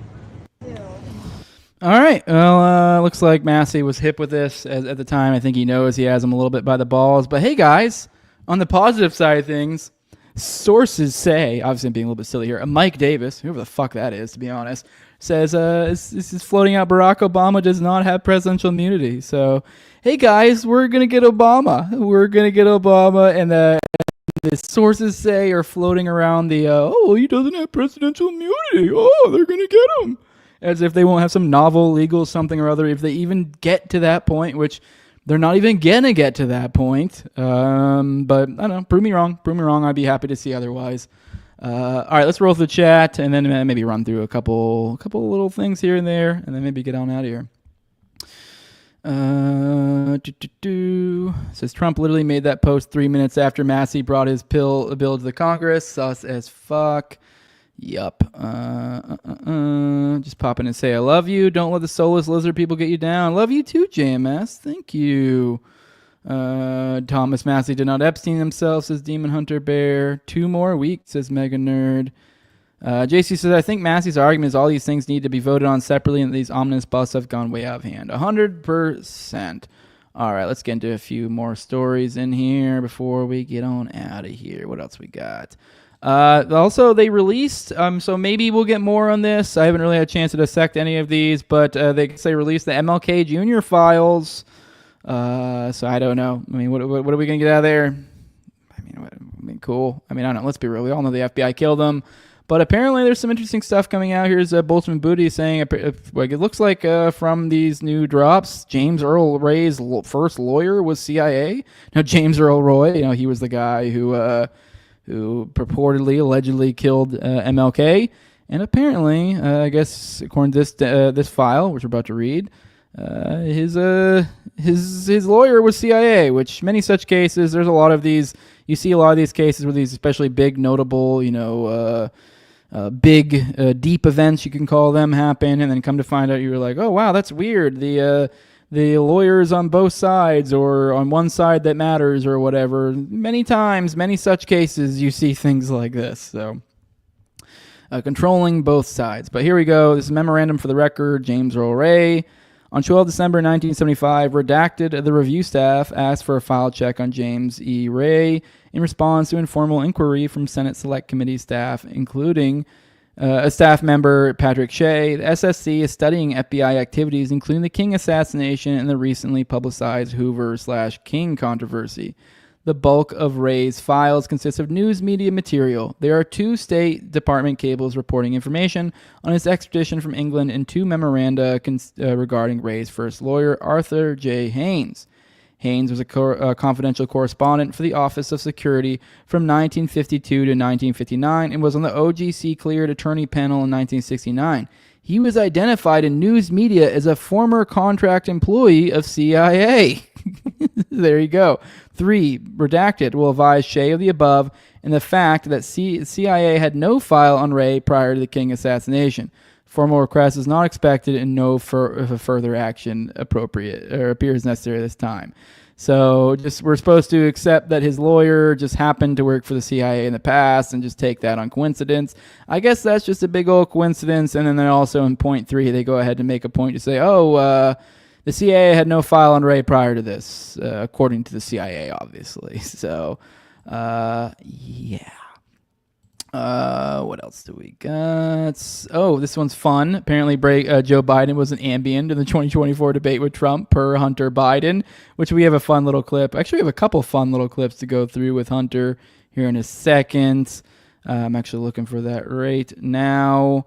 Here we go. I haven't watched this yet, but I've just seen people having fun with this, so I didn't really expect there to be anything serious in here. But I guess there was some interview with Hunter, and he just went off on like all the people apparently. So let's roll through that together real quick. Let's watch this clip. Fuck him. Fuck him. Fuck him and everybody around him. I don't have to be fucking nice. Number one, I agree with Quentin Tarantino. Fucking George Clooney is not a fucking actor. He is a fucking, I don't know what he is. He's a brand. And by the way, and God bless him. You know what? He supposedly treats his friends really well. You know what I mean? Buys them things. And he's got a really great place in Lake Como. And he's great friends with Barack Obama. Fuck you. What do you have to do with fucking anything? Why do I have to fucking listen to you? What right do you have to step on a man who's given 52 years of his fucking life to the service of this country and decide that you, George Clooney, are going to take out basically a full-page ad in the fucking New York Times to me and James Carville, who hasn't run a race in 40 fucking years, and David Axelrod, who had one success in his political life, and that was Barack Obama. And that was because of Barack Obama, not because of fucking David Axelrod. And David Plouffe, and all of these guys, and the Pod Save America guys, who were junior fucking speechwriters in, on Barack Obama's Senate staff, who have been dining out on the relationship with him for years, making millions of dollars. The Anita Dunns of the world, who's made $40, $50 million off the Democratic Party. They're all going to insert their judgment over a man who has figured out, unlike anybody else, how to get elected to the United States Senate over 7 times, how to pass more legislation than any president in history, how to have a better midterm election than anybody in history, and how to garner more votes than any president that has ever run. And they're going to replace their judgment for his. Not to mention, who's Jake Tapper's audience? Jake Tapper? my mom or something. I don't know. Well, I don't know. Yeah. For real though, I don't even think it's your mom anymore. No.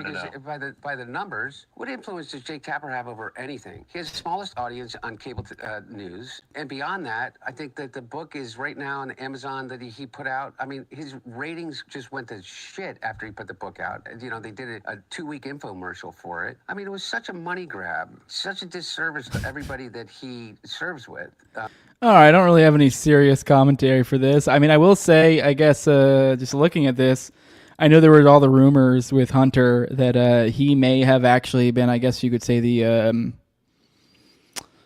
political strategist, perhaps, maybe what's maybe the decision maker, I guess, maybe the essentially like he's kind of was the guy behind the scenes, like he was the Biden, his dad, like he was just essentially the puppet behind it. He was the puppet master behind his dad, essentially. Is like that's the rumor. Like he was arranging a lot of this, setting it all up. That's what a lot of what has been sort of purported, and I gotta say, obviously this is a hypercut, so it's just all thrown together bits of him being salty, but it kind of looks like a lot of the stuff with his dad got under his skin, and so it's almost like he seems to have almost too much. He's taking too much ownership over all this, is what it feels like. It's almost like he feels personally slighted by, because these are very odd, specific things. For example, James Carville hasn't won a race in 40 fucking years. So these are things on the merits too of political brinksmanship. So it's almost like he was the loser at this political game, and he's just kind of being salty is how it feels. Because that's all these are oddly very specific and in that vein. You even see here, he bitches about George Clooney. He's not even an actor. He's a brand. Then he goes into this David Axelrod guy, and he's had one success in his life, and that was Obama. Then he goes the Pod Save America guys. They're junior speechwriters. So he's putting down the people who shit on Biden. Because I'm assuming, I don't know enough about Pod Save America. I think they're more liberal, but I'm assuming they must have shit on Obama, but on Biden or something like that. So he's shitting on the media apparatus. Essentially everyone who felt like he put them down. He's Anita Dunn. He's made $40-50 million off the Democratic Party. And he's shitting on Tapper, which I don't even know if any of that's true. Tapper actually seems like one of the few of the of the old media types that actually might survive this transition. So I don't know what crack he's smoking, but yeah, I mean, it looks like he's pretty salty about this shit. That's for sure. All right, let's roll through the chat, and I think we're probably gonna get out of here. Maybe cut this a little bit early today, and yeah, play a word from our new advertiser for the outro. I think you guys, I don't know, you might have mixed feelings about this. We'll see what you guys think about that. Let's see what you guys say. Someone says the way this man lovingly describes crack. Well, I'll give you a little bit of a hint. The outro for today. I'm just gonna let you guys know things have been rough. I've been trying every day at the end of the episode. Say, hey, if you want to support the show, like, here's some things you can do without chipping in money. Also, here's things with chipping money.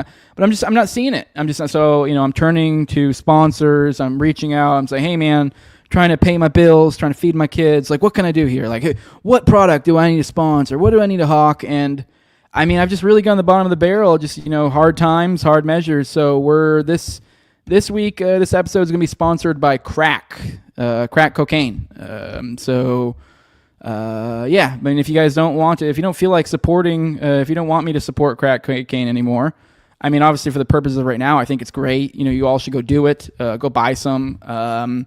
But obviously, like, I don't know, wink, wink, like, I don't know, it's also maybe not the greatest thing. So I'd like to not be selling my soul for crack. That'd be cool. So, like, if you guys could support the show, maybe leave a like, share, subscribe, comment, 5-star review on iTunes or Spotify. Follow me on Twitter at TowerGangJose. Those are things you can do without even chipping in money. So like, you don't have to do a damn thing. And then you guys can stop the flooding of the inner city with crack, because that's what I'm supporting here. That's what I'm supporting, and you're supporting too. So we're basically kind of like the CIA here, really, if you think about it. So if you don't want that, go support me though. Support me those ways. And if you really don't want that to happen, you can give me money and go to patreon.com/NoWayJose2020. The lowest level is $2. That's where you get access to early episodes. I usually do about 1 or 2 of those a week. I was supposed to have Austin last night on to do part 3 of the Detroit Fair. We rescheduled. I think we're going to do that tomorrow or Thursday. So we'll get that back to you. But either way, I do usually keep about 4 of those at a time behind the paywall. So it's weeks of paywall content. You also get an ad-free RSS feed. You also get access to the Telegram. You also get access to the pre-show and a priority in the call-ins. I mean, Austin's weekly live call-in show, Already Dead, which goes out on Tuesdays at 9:30 p.m. Eastern on both of our platforms, which is today. So pop in tonight at 9:30 p.m. Eastern. Call in. Hang out with your boys. Should be a good time. Also at the, what else? Did I forget any of the perks? No, that's all the perks. The highest level is my sponsors. I read them off every episode. Is a big thank you to them. I'm my co-host, Entire Gang, or used to be, at Learn to Toad, also at AbricatDs, at ZOVRECK, at _Infant Zeal, Tim Tuttle, at Jolly and Klebold, Will Bell's Delicious Blueberry Rabbit Eye Wine, big fan of the show, Torme, at Wayne, WAYNE, Taculus, and then Jordan Peterson. Appreciate all of you guys who help support the show and keep us going. Let's roll through the chat for one last final pass. Make sure y'all are all good, and then we'll get on out of here, and I'll see you guys, should be tomorrow. I think, we might start a little bit early, or I might just like cut it a little bit short tomorrow, because I think I'm trying to bring my kiddo somewhere tomorrow. So, but either way, I'll see you guys tomorrow around 11 a.m. Eastern. Let's roll through the chat. Say our goodbyes to everyone. Goodbye, JC. Goodbye, Mulgara. Goodbye, Eddie. Goodbye. Mulgara says something I just remembered. The DOJ literally spoke with Ghislaine before they shut down Congress until September. That's for sure connected. Oh, that's interesting. I don't know if I'd say for sure connected, but likely. I don't know if I'd say for sure, but pretty goddamn likely. Northside says all you need is that fish scale and some baking soda, big dog. Sponsored by crack. Take a crack at it. Ooh, I like it. Just like the CIA, Jose selling crack to save America. I'll be smoking crack to support this channel. Yeah, everyone, if you guys, at the very least, like, I gave you all those things you can help. I mean, I guess if you're not going to do any of those actions, then at least do me a favor and go out and smoke some crack and help support the show in that way, since that is going to be the sponsor, and by extension, supporting them supports me. So just make sure you use a promo code Jose. To let your local dealer know Jose sent me. He'll know what's up. That way they know. That's how this works. Today's episode is brought to you of the Morning Dumps, brought to you by Iron Contra, says Hustle Bones. So yeah. Andrew says we'll DM you regarding possible sponsorship. Oh, I was totally joking, but if you do have obviously it's a joke, but if you do have one, if it is a product I do, I'm not like against sponsoring things. If it's like Blackwater, I'm gonna say no. But if it's a nice little doodad that I think's cool, then sure, why not? Cracks out for Jose, says Demon Hunter Bear. Don't let him fall through the cracks. Yeah, guys, go give me money, and that way I don't have to sell my soul for crack anymore. Says every prostitute ever. All right, guys, let's get out of here. You're going to enjoy this one. This is a fun one. I already watched it. You guys are going to get a giggle. But yeah, just remind you guys, today's episode is sponsored by crack. Go get you some. Let's hear Hunter Biden tell you all about it and all the positive benefits all about it and why you should do such a thing. Well, the only difference between crack cocaine and cocaine is sodium bicarbonate and water and heat, literally. That's it? That's it. And those things are pretty much free if you go to like a science store. This is free. You can go to your neighborhood convenience store and just get. Anyway, I don't want to tell people how to make crack cocaine, but it literally is a mayonnaise jar, cocaine, and baking soda. How different is the experience? It's vastly, vastly different. And like for real, I feel really reluctant to kind of have some euphoric discussion. I know you're not asking me to do that, but have some euphoric discussion about crack cocaine. I think this might be kind of the opposite here. Okay, no, it's the exact opposite. I'm saying I don't want to have the experience of some euphoric recall. That's how powerful crack cocaine is. Does crack cocaine make you act any differently? No. Is it safer than alcohol? Probably. People think of crack as being dirty. It's the exact opposite. When you make crack, what you're doing is you're burning off all the impurities so that it combines with the sodium bicarbonate, which makes it smokable. That's all. All of these actors and, people in the past that talked about they had a problem with cocaine and freebasing. They were smoking crack. So straw on the stove is the same thing? Not exactly, but close to it. But it's a little bit different. But anyway, my point about it, your point about it, which I think is true, is that there's a thing about crack that is really insidious. And what it is that anytime, I think one of the reasons that they believe that smoking cigarettes is so addictive is because it combines three really important things. It's habit forming, there's an oral fixation, and there is a ritual combined with it. And so the idea of hand to mouth is a habit and a fixation that we learn very early, even as children. With a pacifier, with a spoon, with your thumb, even to breastfeeding. Okay, so really, I don't want to get into the psychology of it because I'm no expert, but I do know this, is that you combine with that ignition, combustion, and then you combine the ritual. You have your cigarette in the morning, you have your cigarette when you get out of the car, you have your cigarette with your coffee. Crack is that on steroids. It's over and over. There's ritual to it. There's a ritualized part of it. The combination of all of those addictive behaviors together becomes like really powerful. And the drug in and of itself is a more immediate euphoric sensation and connected to it than, in my experience, cocaine alone. Does it require more frequency to maintain the high? Yes. And the capacity to use more than you could otherwise with powder cocaine, just physically to be able to ingest it.